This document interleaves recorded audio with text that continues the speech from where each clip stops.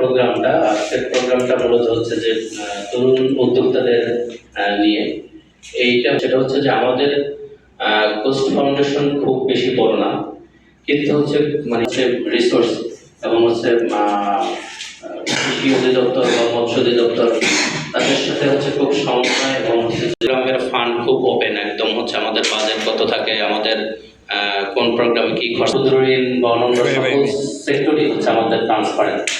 আমাদের কোম্পানির সাথে করতে এই প্রোগ্রামটা হলো আমাদের নির্বাহী পরিচালক রেজাউল করিম চৌধুরী। উনি মূল অবজেক্টিভ হচ্ছে আমরা বিশ্বাস করি এখন যে সমাজ, এই সমাজের নেতৃত্ব দেওয়ার মাঝে যে আলোচনাটা হলো, সেই আলোচনার উপরে আপনাদের কারো কোনো প্রশ্ন আছে কিনা সেটা একটু যদি বলেন।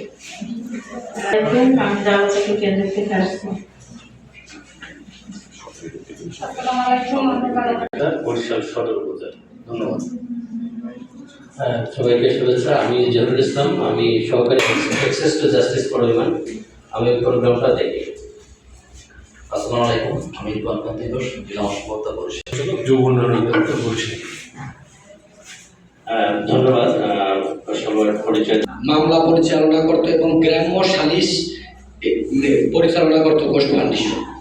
ব্যবসা বাণিজ্য পরিচালনা শুরু করি।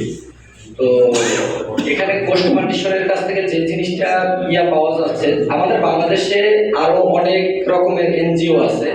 তো অন্যান্য এনজিও থেকে কোস্ট ফাউন্ডেশনের ক্ষেত্রে লাভের হারটা অনেকটাই কম, যে জিনিসটা কিন্তু আসলে আমাদের জন্য খুব ভালো একটা দিক। এবং কোস্ট ফাউন্ডেশনে আরো কিছু দিক আছে যে জিনিসগুলো অন্য অন্য এনজিওর কাছে থেকে আমরা কখনোই আশা করতে পারি না বা পাওয়াও যায় না। দেশ যদি এগিয়ে নিয়ে যেতে হয়, তাহলে সর্বপ্রথম যে কাজটা করতে হবে সেটা হচ্ছে আমাদের তরুণদের ভূমিকা। শেষ করছি। আসসালামু আলাইকুম।